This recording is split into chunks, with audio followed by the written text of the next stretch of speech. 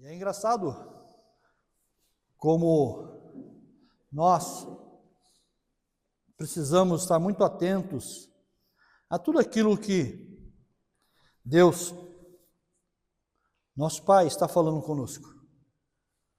Porque, infelizmente, nós achamos que Deus vai falar conosco na hora da palavra, na hora em que alguém vai ministrar uma palavra. Isso é um ledo engano. Todo religioso pensa assim. Toda pessoa religiosa pensa dessa forma. A hora mais importante do culto é qual? É a hora da palavra. A hora mais importante de uma reunião é quando Deus está. E se Deus está, Ele está para falar algo comigo, com você, ou para nos ouvir de alguma forma. Não sei se vocês perceberam ou não, mas o primeiro hino que nós louvamos dizia o quê? Nem me lembro. Vendo como Deus fala conosco e a gente não presta atenção no que Deus está falando? O que Deus falou com você e comigo? Ou o que eu falei para Ele? Porque o que é o louvor? É uma expressão de gratidão minha para com Ele. Eu estou expressando a Ele ou um desejo do meu coração ou algo que eu já estou vivendo. Aí eu pergunto, o que nós louvamos? Não sei. Porque o religioso ele tem essa capacidade de até chorar no louvor, mas não lembrar depois. Puxa, a vida foi um louvor assim poderoso. Eu senti a presença de Deus. Só que, o que foi mesmo que cantou? Não sei. Mas era poderoso. Mas alguém se lembra aqui?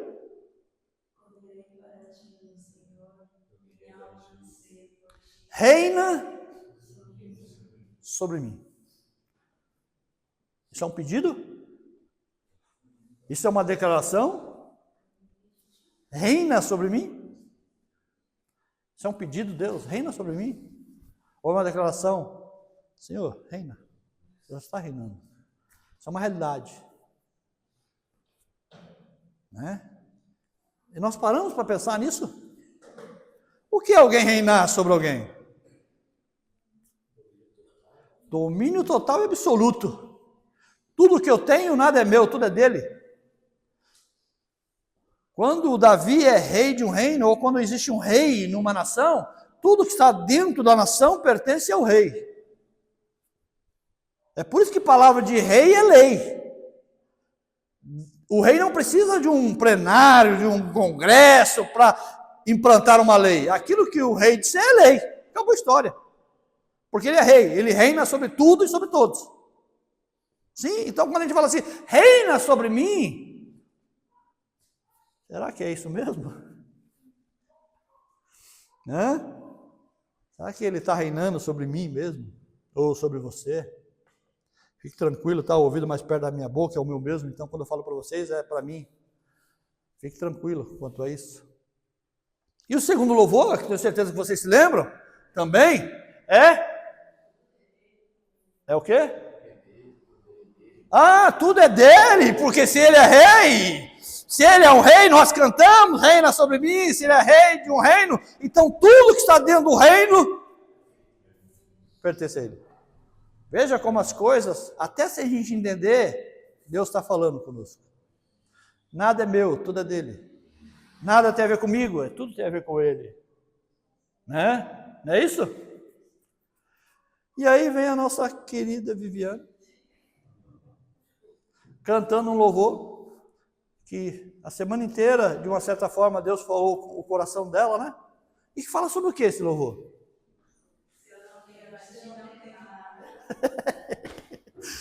Não adianta ter dinheiro, não adianta ter posição, não adianta ter nada. Se eu não tiver a ti, eu não tenho nada. E a minha maior preocupação não é levar o teu nome. A minha maior preocupação é levar o Senhor comigo. Aonde eu for, o Senhor vai comigo. Está vendo como Deus já falou conosco tanto? É só nós estarmos atentos àquilo que Deus está falando. E eu quero ler esse texto com você nessa manhã, que fala sobre, 1 Coríntios capítulo 7, versículo 20, diz que cada um fique na vocação em qual foi chamado. Cada um fique na vocação em que foi chamado. Duas palavras aqui, vocação e chamado. Estávamos falando na semana passada a respeito disso, vamos continuar falando a respeito disso essa semana. Nós precisamos entender que chamado, nós fazemos muita confusão na nossa cabeça com relação a alguns textos na Bíblia, e aí nós nos perdemos dentro da linha de raciocínio, porque a religião nos ensina alguma coisa, mas nós queremos sempre estar aprendendo com Cristo. Cristo é aquele que nos ensina todas as coisas. Então, nós por muitas vezes achamos que chamado tem a ver com fazer coisas para Deus. Chamado tem a ver com fazer, executar alguma coisa. E essa nunca foi a preocupação de Deus ou de Jesus, em que as pessoas fizessem coisas para Ele. Ou de alguma forma as pessoas exercessem algumas coisas para Ele. Mas nós muitas vezes só nos enxergamos como gente, ou só nos enxergamos como úteis quando estamos fazendo alguma coisa. Infelizmente, as pessoas só sentem que são alguma coisa quando estão fazendo alguma coisa. Então, o fazer, ele passa a ter uma importância tão grande na cabeça das pessoas, que o fazer, ele toma o lugar de ser. E muitas das vezes a gente pensa que porque estou fazendo, aquilo que faço me torna alguma coisa. Isso é um grande engano. Porque não é porque eu faço que eu me torno quem eu sou, mas a importância de entender que eu preciso me tornar primeiro para entender o que faço. Porque se eu faço, não me torna quem eu sou, eu posso fazer a vida inteira e nunca serei. Mas quando eu sou, ainda que eu não faço, eu sou. Porque eu sou chegou primeiro. Entendem? Então o chamado não tem a ver com fazer. Volto a dizer aquilo que falei na semana passada, o chamado tem a ver com a distância em que você está daquele que está te chamando. Quando Deus chama Adão, Adão está escondido. E na viração do dia Deus vem e aparece, Adão não está no mesmo lugar, então Deus chama Adão. Adão, ele está chamando. Ele quer saber onde Adão está. Não que Deus não sabia, mas que Adão precisava entender que ele não precisava se esconder de Deus. O chamado tem a ver com a distância em que você está. E todas as vezes que nós temos o chamado é para nos aproximar. Deus não está preocupado em que você faça coisas para Ele. Ele está preocupado primeiro em diminuir a distância entre você e Ele. A distância tem que ser diminuída. Para isso nós usamos uma ferramenta chamada fé. A fé não serve para tirar as coisas de Deus. O outro engano da religião. As pessoas pensam, se eu orar com fé, as coisas vão acontecer. Se eu falar com fé, as coisas vão acontecer. Não, mentira, não acontece, não é assim que funciona. Paulo por 3 vezes orou. Quem era Paulo? Quem era Paulo? Um cara que foi arrebatado, levado até o 3º céu. Alguém que depois de Jesus Cristo foi o maior pregador, que influenciou gerações e influencia até hoje. Quem foi Paulo? Paulo foi um cara que extremamente conhecedor de coisas que a gente hoje estuda e fala, cara, como é que esse cara teve esse entendimento? Paulo foi levado até o 3º céu e ouviu coisas lá que não é lícito falar aos homens. Mas por 3 vezes esse homem ora. E por 3 vezes ele está pedindo a Deus que faça o quê? Tire dele o espinho na carne. Será que Paulo não tinha fé? E qual é a resposta de Deus para Paulo? Não adianta ter fé, Paulo, comigo. Fé não serve para essas coisas. A minha graça te basta. Fica tranquilo aí. E nós muitas vezes achamos que fé serve para isso, para arrancar coisas de Deus. Se eu tiver ou fazer a oração correta, vai mover o braço de Deus. Não, querido. A fé serve para que você aprenda e entenda que Deus existe. Você passa a acreditar que Deus existe através da fé. A salvação, ela não vem de obras, ela vem do quê? Da fé. Um dia você estava em algum lugar, entrou numa reunião, num culto, na casa, ou numa praça pública, ou numa igreja, e pela primeira vez você ouviu a voz de Deus. Quando você ouve a voz de Deus, o que acontece? A fé vem. Por quê? Porque a fé vem pelo ouvir. E ouvir palavra de Deus. Você ouviu a palavra de Deus. Então você foi despertado na fé. E aí você então entrega a sua vida para Jesus, porque você entendeu que agora Deus existe. Que agora você se viu como um pecador e agora você sabe que Deus é real. E aí então você começa uma caminhada de fé. Não para arrancar coisas de Deus, Mas, para entender que eu estou distante, ouvi um chamado, e quando eu escuto o chamado, eu faço o quê? Vou me aproximando de quem me chamou. Por quê?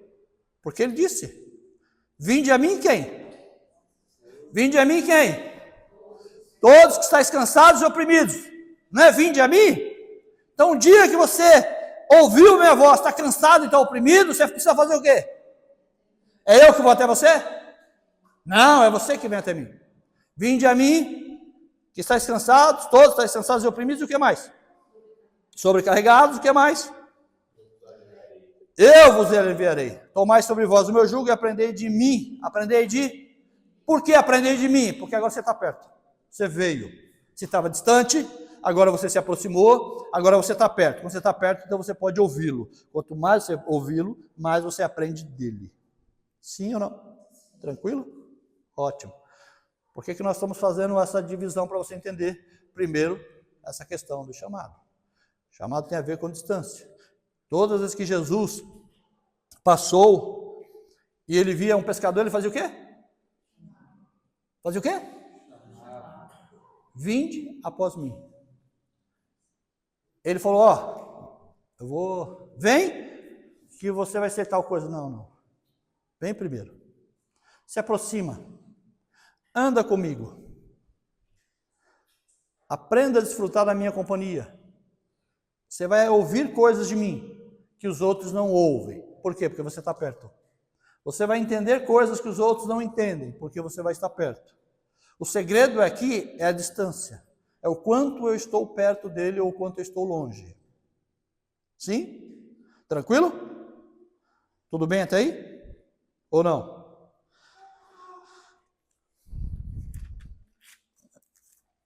João, Evangelho de João, mantenham aí, depois a gente volta isso aí.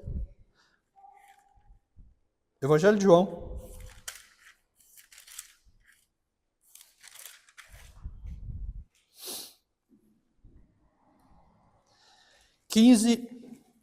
Evangelho de João, capítulo 15, versículo 16. Olha só esse texto, o que ele diz.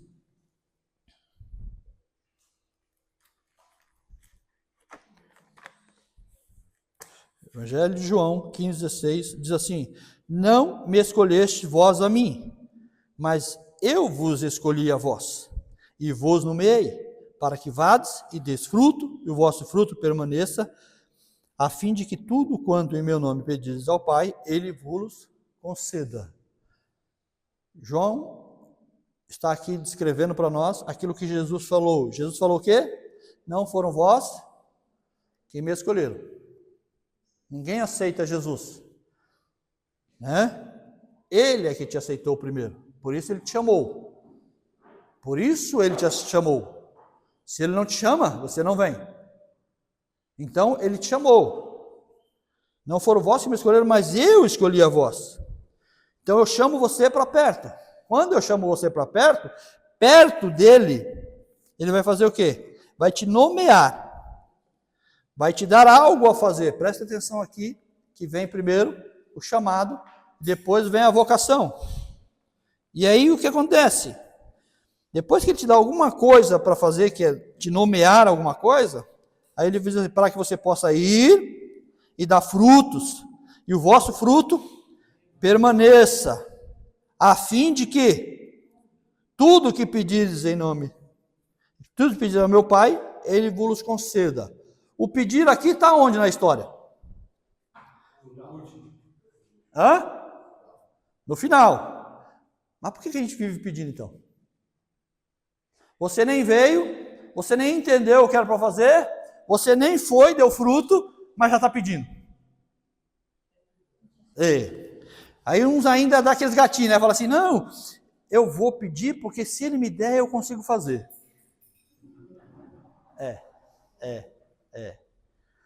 Na matemática, 3 mais 2 é 5. 2 mais 3 também é 5. A ordem dos tratores não altera o viaduto. A ordem dos fatores também não altera o produto. né? Mas com Deus, não. Com Deus não é assim que funciona. Com Deus não tem essa coisa, a gente inverte o processo, a gente pede primeiro, depois vai, e acontece, Deus, não, vocês não entenderam. Primeiro vocês vêm, depois eu nomeio. Depois que eu nomeei, você entendeu o que eu vou fazer? Você vai. Depois que você vai e dá fruto, aí sim você pode pedir. Se você alterar essa ordem, esquece. Não, mas Deus é bom. É por isso mesmo. Por isso que Ele não te dá, porque Deus é bom. Ele ama a sua vida e não quer que você se perca. Então Ele deixa de dar. Você sabia que Deus deixa de dar algumas coisas porque Ele te ama? Como é bom. Bom, vamos lá. Vamos voltar aqui. Então, a vocação é uma coisa, o chamado é outra. A vocação é uma coisa, o chamado é outra. Eu preciso diminuir a distância. Eu preciso entender que eu preciso estar perto. Tem pessoas que dizem, mas eu não sei qual é o meu chamado, eu não sei qual é a minha vocação, eu não sei o que é para fazer. Já estou dizendo para você agora o que é para você fazer, diminua a distância entre você e Ele. Comece a diminuir essa distância entre você e Ele. Mais importante do que fazer alguma coisa para Ele é estar perto dEle. Que se você estiver perto dEle é suficiente. Fazer é só consequência de você estar perto ou não. E quando a gente altera esse negócio, a gente se perde. Então Ele não está preocupado em ter grandes pregadores, não está preocupado em ter grandes cantores, não está preocupado em ter grandes tantas coisas e tantas estruturas. Deus não. Deus olhou para aquele templo todo, Jesus olhou para aquele templo todo, o que Ele disse? Os homens levaram 40 anos para construir aquele negócio. E aí Ele olhou para aquele templo majestoso. O que Ele disse? Não ficará pedra sobre pedra deste lugar. Estrutura nunca foi a ideia central de Deus. A ideia central de Deus é mandar Jesus Cristo para quê? Para que Ele fosse uma ponte que ligasse o homem caído ao Deus de amor. E para que esse homem pudesse ter acesso à presença de novo e estar com esse Pai. Então a questão aqui é quanto nós estamos distantes. O chamado fala da distância que eu estou. Só que nós, como nós somos tão religiosos e nós somos tão terríveis, nós achamos que nós podemos fazer as coisas estando longe dele. Esse é outro engano. Porque quando as pessoas vêm para o nosso meio, elas vêm com a vontade de fazer. É uma gana para poder fazer. Não, eu quero fazer alguma coisa. E aí o que acontece? Ela acha que ela está perdendo tempo, então ela tem que fazer alguma coisa. Ela tem urgência, ela precisa fazer. Vamos lá, vamos entender isso aqui. Se você estiver distante, tudo que você fizer vai afundar você mesmo. Se você estiver distante, tudo que você fizer afundará você mesmo. Presta atenção. Nós temos alguns exemplos bíblicos. Nós temos Moisés, o grande libertador de Israel. Este homem, ele nasce com uma vocação: libertar Israel do Egito. Sim ou não? Sim. Ótimo, tranquilo. Só que por circunstâncias da vida, houve toda uma situação, Moisés acaba parando no Egito, parando lá na casa de Faraó, lá no palácio, sendo cuidado, né, pela sua mãe, né, mas a filha de Faraó tomou ele como filho. E ele foi criado dentro da cultura egípcia. Moisés estava sendo preparado para ser um grande faraó. Sim. Só que Moisés tinha o que sobre ele? Uma vocação. Qual era a vocação? Libertar o povo de Israel do Egito. Tranquilo? Esses eram os planos de Deus para a vida de Moisés. Só que um dia Moisés sai para passear ali, para dar uma olhada no povo, e ele vê o que lá? Uma situação. Um egípcio batendo no israelita, que era sangue dele. E o que ele faz? Ele, como o grande libertador, que tinha uma vocação sobre ele, o que ele faz? Ele tenta apartar aquela briga, mata o egípcio, enterra e volta para o palácio. Parece que ninguém viu nada, está tudo tranquilo. Aí, outra situação. Só que agora são dois hebreus brigando. E o que Moisés faz? Ele tenta separar de novo. Só que um hebreu diz para ele assim: Você quer fazer como fez com o egípcio? Me matar, enterrar na areia? E Moisés entende que o que ele tinha feito, estava todo mundo sabendo. É hora de fugir. Só que deixa eu te dar um adendo, tá bom? Aqui, nessa história.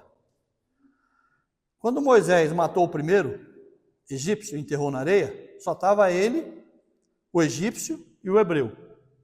Porque Moisés acreditava que ninguém tinha visto, sim? Quando ele enterra, então ele comprou uma briga pelo egípcio, pelo hebreu, matou o egípcio, sim? Enterrou. Quando ele volta na segunda vez, o que acontece? Tem uma outra briga. E pelo jeito era o mesmo hebreu que estava brigando com outro hebreu agora. Né? Não é? É o mesmo hebreu, porque quando ele vai intervir, o hebreu diz para ele assim: você quer fazer comigo o que você fez com o egípcio? Significa o quê? Presta atenção aqui. Toma cuidado com as brigas que você compra, porque aquele que você defende hoje é o primeiro a te entregar amanhã. Aquele a qual você comprou a briga hoje vai ser o primeiro amanhã a te entregar para que todo mundo saiba o que foi feito. Então toma cuidado na briga que você entra. Esse é o adendo que eu queria fazer. Mas vamos voltar aqui para Moisés. Né? Vamos, senão.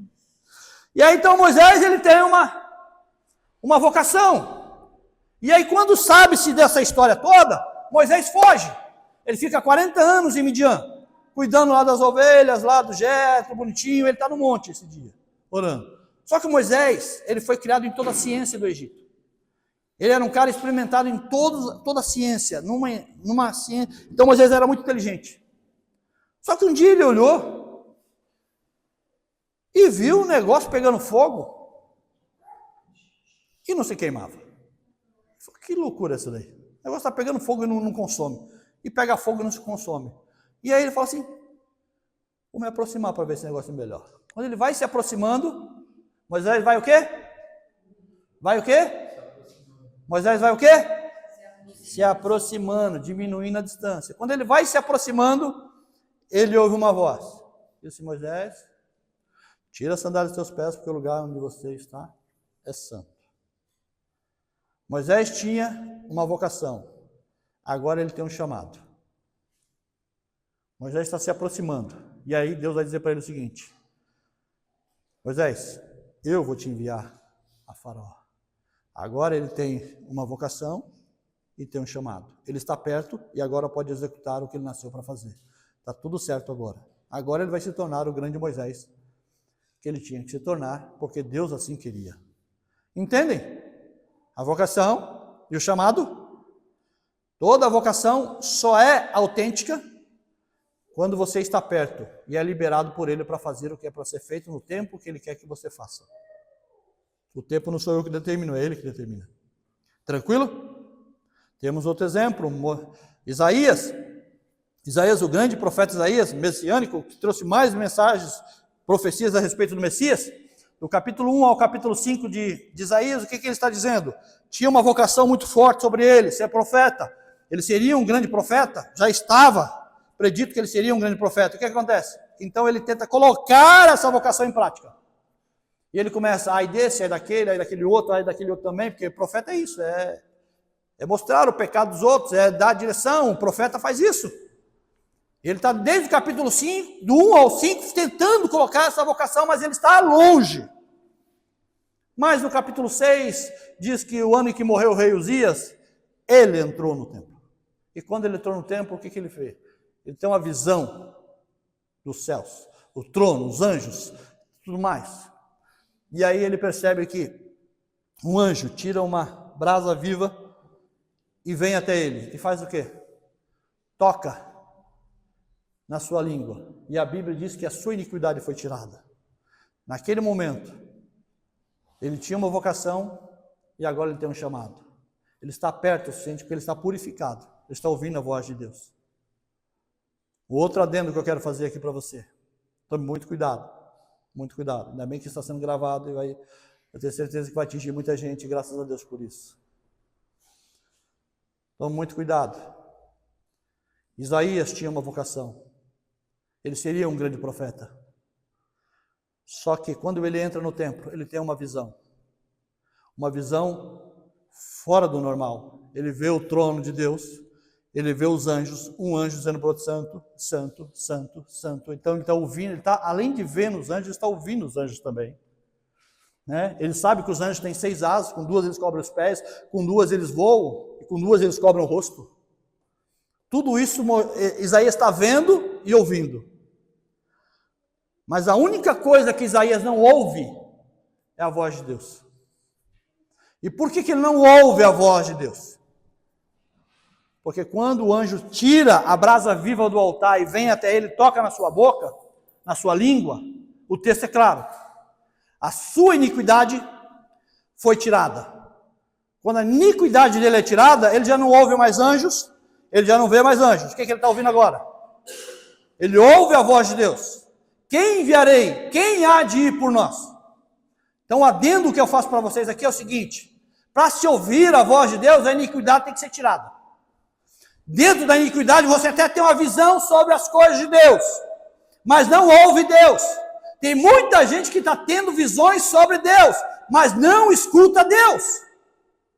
Porque para ouvir Deus, a iniquidade tem que ser tirada. E a pessoa diz: mas eu queria tanto ouvir Deus, ótimo. E eu já estou dizendo para você: permita-se que você passe por um processo de purificação, para que você possa ouvir Deus. Nem toda visão que alguém está vendo é porque ele é mais santo que todo mundo. Tome cuidado com isso. Tome muito cuidado com isso. Porque a santidade não se dá no que se vê. A santidade se dá no que se transforma. Na mudança. Amém, querido? Vamos voltar aqui? Vamos lá. Para o nosso último exemplo, que é Paulo. Né? O grande Saulo. Ou Saulo que virou o grande Paulo. Que esse homem tem? Ele tem uma grande vocação. Ele é extremamente zeloso. Só que Saulo está distante. E ele começa a perseguir a igreja porque ele entendeu que ele, fazendo isso, ele estaria fazendo um serviço para Deus. Ele persegue a igreja. Ele vai contra a igreja que está se levantando. Tanto é que quando ele está nesse processo de ir contra a igreja, que ele tem esse zelo extremado que Deus deu a ele, o que acontece? Ele está tentando colocar uma vocação em prática e ele vai se perdendo. Por que ele vai se perdendo? Porque ele está distante. Mas quando ele está a caminho de Damasco, ele tem um encontro.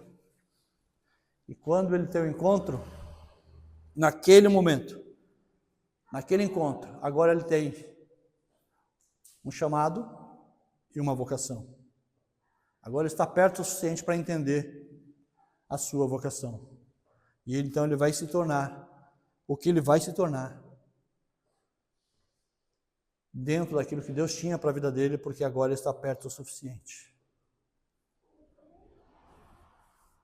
E uma outra coisa, um outro adendo que eu preciso fazer para você, que hoje eu estou cheio de adendos. Todas as vezes que você tentar fazer alguma coisa longe de Deus, a serviço de Deus, para que você possa realmente entender um chamado, Deus vai ter que colocar por terra para você entender isso.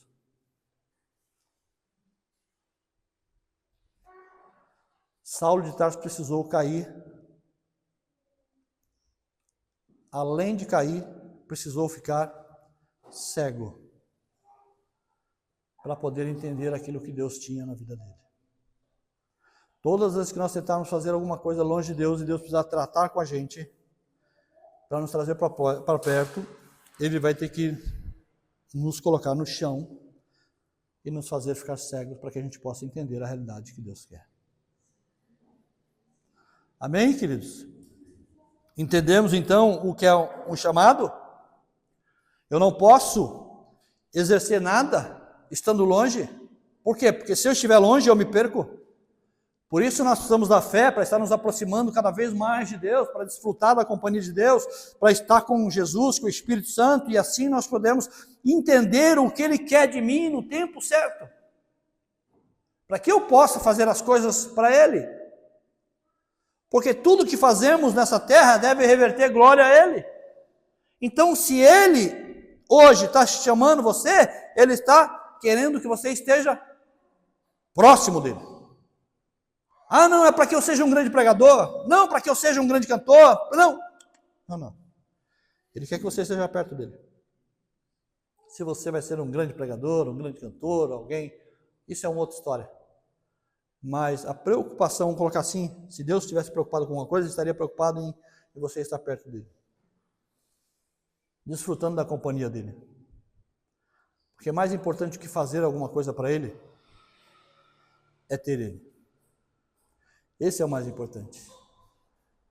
Mais importante do que você ter um nome, ou usar o nome dele, é ter a presença dele. É ter a certeza que ele anda com você todos os dias e que você está com ele todos os dias. Eu sempre falo isso porque as pessoas parecem que elas quando entram num lugar como esse aqui, chamado igreja, parece que elas entram num negócio que... Como que a gente dá o nome daquele negócio? Num portal.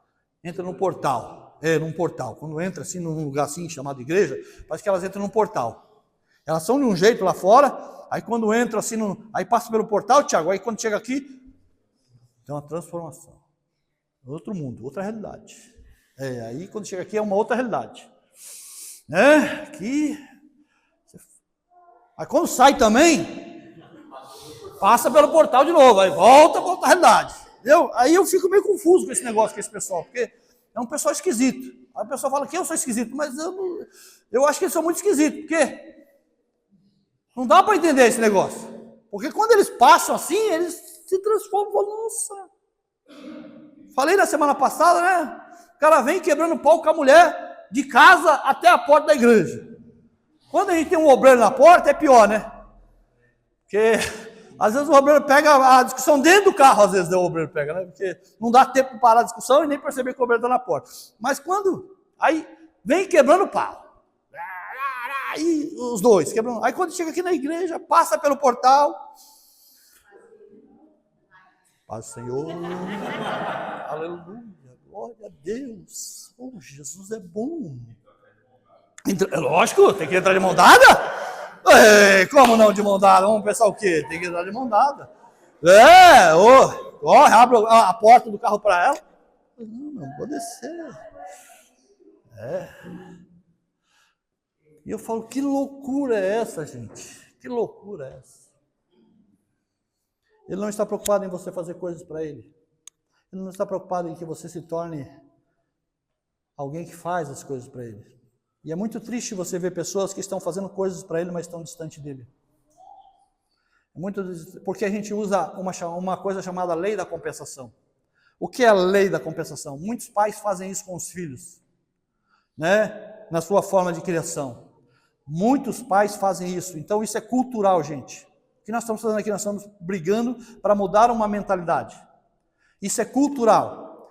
Pais usam a lei da compensação e nós usamos a lei da compensação com Deus, usamos a lei da compensação com pessoas, porque assim nós usamos. É uma forma da gente se autodefender. E qual é a lei da compensação que a gente usa com os nossos filhos?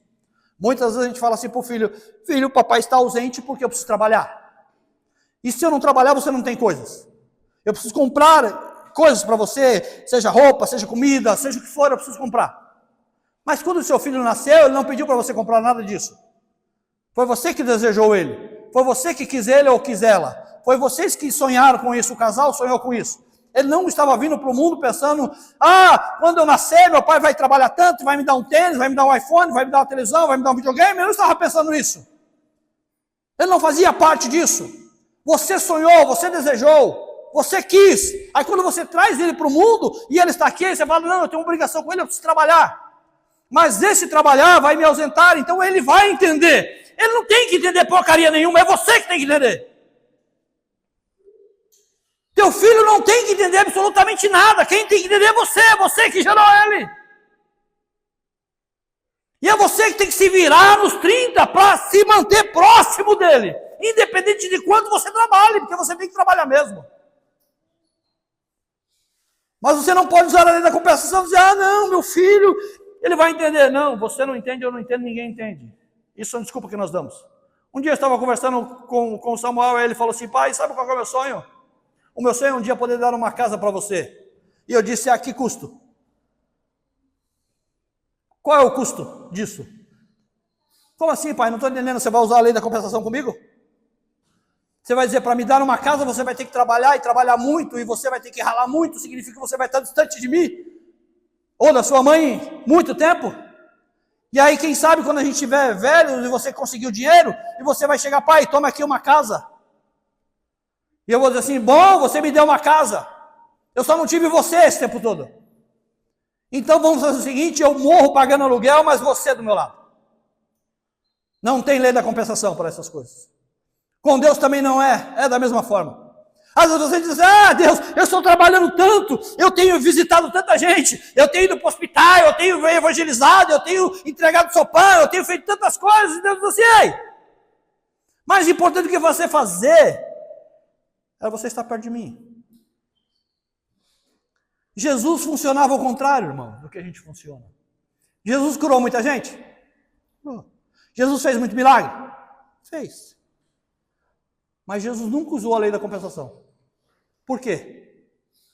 Porque se ele sabia que no outro dia ele tinha que tocar muita gente, trabalhar, correr, o que ele fazia na madrugada? Passava a noite inteira com o Pai, desfrutando da companhia do Pai, para que no outro dia ele não pudesse usar a lei da compensação. Entenda, se vira, dá os seus pulos, o problema é seu. Se você quer fazer alguma coisa, se você tem filho pequeno, se você tem filho grande, se você é filho de alguém, não importa. Não use nunca a lei da compensação com as pessoas. Isso é terrível. Isso é a pior desculpa que a gente pode dar. Quando você troca coisas pela sua presença. A sua presença é insubstituível. Como a presença de Deus deve ser insubstituível para nós. Não tem o que eu possa fazer nessa vida e que depois eu diga para Deus, Deus, o Senhor entende, né? Diz, eu não entendo. Eu não mandei você construir nada para mim. Eu não pedi igreja. Sabe que Deus nunca pediu igreja para ninguém? Deus nunca pediu igreja. Sabe por que Ele não pediu igreja? Porque você é a igreja. Ele nunca pediu um templo. Sabe por quê? Porque você é o templo. Ele nunca deu o nome de igreja. Esse pastor fica mentindo aí, dizendo que eu tive uma revelação que Deus mandou eu colocar esse nome na igreja. Mentira. Deus nunca deu um nome de igreja para ninguém. Os homens dão o nome que quiserem para as suas igrejas, porque as igrejas são deles, não são de Jesus. Cada um dá o nome que quiser para a sua igreja. Pronto. Eu tive uma revelação de Deus, que aqui, esse lugar, nós somos reconciliando vida, porque um anjo apareceu para mim. Mentira. Não teve anjo nenhum, irmão. Nós colocamos que nos agradamos desse nome e por isso colocamos. Sim? Tranquilo? Então, ele nunca quis nada disso. Ele nunca quis nada disso. A única coisa que ele mandou e nós não fazemos, ele mandou. Ele disse assim, ide por todo mundo, pregar o evangelho e fazer o quê? Discípulos. Por quê? Porque ele trata com gente, ele não trata com estrutura. Jesus veio e fez discípulos. Ele deixou a ordem para que nós continuássemos a fazer discípulos. E a gente faz banda, a gente faz coral, a gente faz templo, a gente faz tanta coisa. Faz grupo, a gente faz tudo. A gente só não faz? E naquele grande dia, sabe o que ele vai lhe pedir? Os seus discípulos. E sabe o que a palavra discípulo significa? Uma das determinações dela? Filho. Então, em outras palavras, você só vai ter um discípulo quando você aprender a gerar. Quando você aprender a gerar, você vai ter um discípulo. Porque discípulo é uma coisa que você gera. Timóteo era filho na fé de Paulo. Foi alguém gerado por ele. Você precisa ter pessoas que você gere. Assim como você tem um filho e você cuida dele até hoje, filhos são pessoas que você vai aprender a gerar. Agora é fácil? Não, mas é necessário. Amanhã ele vai lhe pedir isso. Porque ele está preocupado em você gerar pessoas, né? E aí depois, qualquer dia, nós vamos falar desse texto com vocês, que é sobre a mulher do fluxo e a filha de Jairo. A mulher do fluxo de sangue, ela tinha um problema no ventre. Ela não gerava mais. Há 12 anos, aquela mulher colocava sangue para fora. Então, o ventre dela estava comprometido. A filha de Jairo também tinha um problema. Estava morrendo. Há 12 anos aquela menina tinha uma dificuldade. Quando a filha de Jairo nasceu, né? Quando a filha de Jairo nasceu, a mulher do fluxo de sangue adoeceu. 12 anos, essa mulher está sofrendo. Essa menina nasceu, com 12 anos ela tem uma doença que vai matar ela. Sim? Jairo vem falar com Jesus. Jesus está disposto a ir visitar a filha de Jairo para curá-la. Só que no meio do caminho, quem toca em Jesus? A mulher do fluxo de sangue. Ela fica curada na hora, Jesus para. Jairo fica um pouco desesperado porque atrasou o processo. E ali Jesus conversa com aquela mulher. Depois Jesus vai e cura a filha de Jairo. Mas que simbologia isso traz para nós nos tempos de hoje? A mulher do fluxo de sangue representa uma igreja. A filha de Jairo representa outra igreja. Jesus estava indo atrás de qual igreja? Da nova ou da velha? Da nova ou da velha? Da nova. Presta atenção aqui que isso aqui é sério. Jesus estava indo atrás da igreja nova. Porque na igreja nova, ele vai tocar nela. Sim? Jesus vai chegar lá, vai tocar na menina e ela vai ficar curada. Mas a igreja velha, Jesus não vai atrás dela. Se ela quiser, ela vem atrás de Jesus e toca nele. Porque ela está com problema. A igreja velha está com problema onde? No útero, no ventre. Ela já não gera mais nada. Ela está morta por dentro. Ela não gera nada. Que a única coisa que essa igreja gera é um sistema. Fazendo um bando, replicando o que eles são de verdade. E não geram ninguém. Essa igreja precisa tocar em Jesus. A outra, Jesus está tocando nela. Jesus está levantando uma nova igreja. Uma igreja diferente. Graças a Deus por isso. Uma igreja nova. Não porque é nova, mas porque está nascendo e tem toda uma vida pela frente. Agora a igreja velha precisa correr atrás. Eu não sei de qual você faz parte. Mas se você faz parte de uma, você vai ser tocado. Se você faz parte da outra, está na hora de você correr atrás para tocar nele. Senão o seu ventre não será curado. Se o seu ventre não é curado, você não pode gerar filhos. Se você não pode gerar filhos, você não terá discípulos. Se você não terá discípulos, você não cumpre o que ele te mandou fazer. Logo, então, o acerto de contas fica comprometido. Amém, queridos? Se coloque de pé.